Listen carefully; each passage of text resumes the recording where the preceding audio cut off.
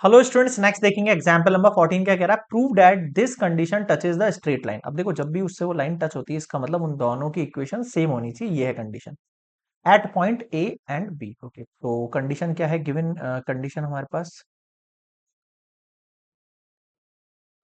Upon a की power n y upon b की power n. यहाँ क्या करेंगे? सबसे पहले differentiate both side with respect to x.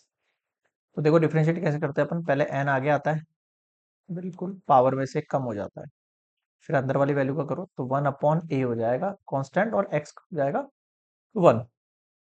अगले का देखो, n पावर आगे आएगी, इसकी पावर में से कम हो जाएगा। y का कितना हो जाएगा? y डैश, और b कांस्टेंट है, y डैश मतलब dy/dx, और 2 का कितना हो जाएगा? 0। अब इस वैल्यू को तो यहीं छोड़ दो, उसको वहां भेज दो, है ना। तो देखो, n y upon B power में है n-1, y dash upon B minus n x upon A power में n-1 1/a के। एन से एन कैंसल आउट हो गया, ठीक है। इस वैल्यू को उधर भेज दें, बिल्कुल भेज देंगे सर। तो यहाँ मेरे पास वैल्यू क्या बच गई है? यहाँ मेरे पास वैल्यू जो बच गई है उससे देखो, ये y अपॉन बी है ना, इसकी पूरी पावर n-1 है। आप चाहो तो इन दोनों को अलग अलग भी कर सकते हो, सेपरेट भी कर सकते हो ऐसे। y की पावर n-1 और b की पावर n-1, है ना। ऐसे सेपरेट कर रहा हूँ मैं इस पूरे को ना, -1। तो देखो, इस y डैश को केवल यहाँ छोड़ दो, बाकी सबको उस साइड भेज दो। तो इसको अपन पहले नेक्स्ट स्लाइड पर ले चलते हैं, एक सेकंड।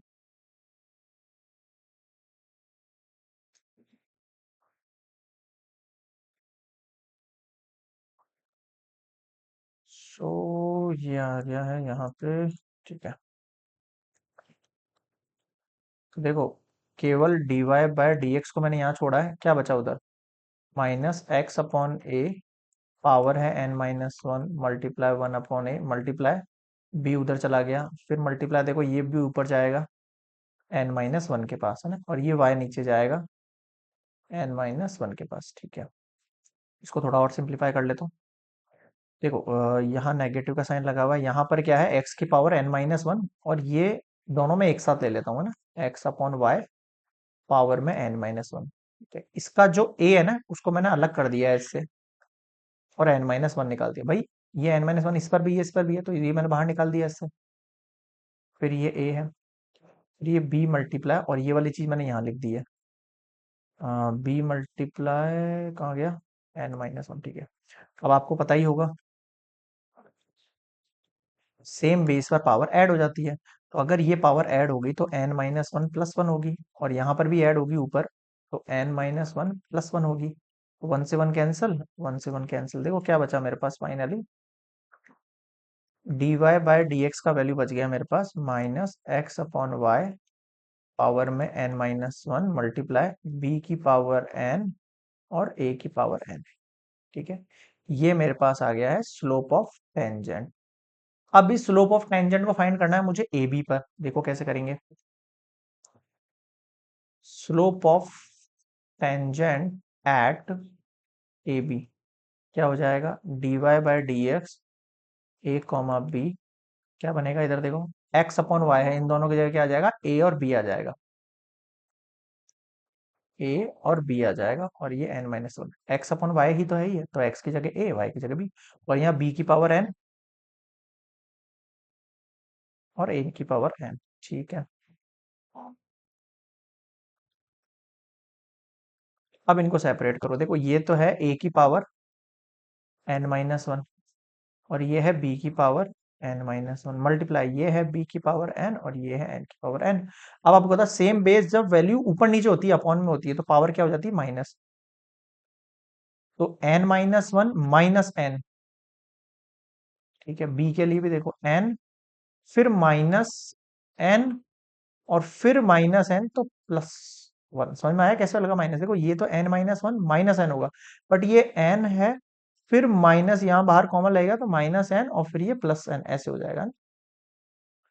देखो, n से n कैंसल आउट हो गया, a की पावर -1 बची है, एन से एन कैंसिल आउट हो गया, बी की पावर 1 बची। अब ये -1 का मतलब पावर नीचे होता है, तो माइनस का मैं बी अपॉन ए लिख देता हूँ इसको। क्या लिख देता हूँ? माइनस का बी अपॉन ए लिख देता हूँ। ये मेरा स्लोप बन गया है ना। अब मैं बनाऊंगा मेरी इक्वेशन, आ जाओ। माइनस बी अपॉन ए, ये मेरे पास स्लोप बन गया है एट ए कॉमा बी। अब बनाते हैं अपन equation of tangent at A comma B. क्या होता है हमारे पास इक्वेशन? y माइनस y1, फिर स्लोप x माइनस x1। तो a और b आपके पास है y माइनस बी, और स्लोप की वैल्यू कितनी है? माइनस बी अपॉन ए, और x माइनस x1 की वैल्यू है कितनी? a। मल्टीप्लाई कर दो इसको। y minus b equals to, ये इससे मल्टीप्लाई होगा तो माइनस का बी एक्स अपॉन ए, और ये इससे मल्टीप्लाई होगा माइनस माइनस प्लस। तो देखो ये इससे मल्टीप्लाई होगा तो a से a कैंसिल आउट हो जाएगा, केवल यहाँ पर b बच जाएगा। अब देखो मुझे कायदे से आंसर में क्या चाहिए? x अपॉन a चाहिए, लेकिन b नहीं चाहिए। b नहीं चाहिए ना अपन को, तो एक काम करो, या फिर b को डायरेक्टली यहीं भेज देते अपन, तो ज्यादा आसान रहता, एक स्टेप बच जाती हमारी। इस b को नीचे भेज दो आप क्रॉस, और y माइनस बी के नीचे b भेज दो। केवल यहाँ माइनस का x minus A upon A रहने दो। अब सेपरेट कर दो सबको, y अपॉन बी को सेपरेट किया, minus B upon B separate किया, minus x upon A separate किया, प्लस का ए अपॉन ए सेपरेट किया। ठीक है, क्या बच गया? देखो ये कैंसिल आउट होके 1, ये कैंसिल आउट होके 1। y अपॉन बी और x अपॉन ए, एक्स अपॉन ए को इधर भेजेंगे तो पॉजिटिव का x अपॉन ए हो जाएगा, और y अपॉन बी अपनी जगह पे है, 1 यहाँ पर है अभी। ये -1 उठ के आया तो +1 हो गया, तो कितना हो गया? 2। तो फाइनली आप देख लो x upon a plus y upon b equals to 2 आ गया, and that is equals to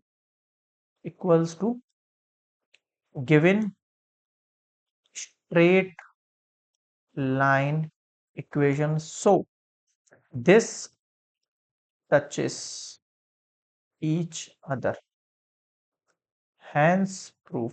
ठीक है, क्वेश्चन नंबर 14 completed।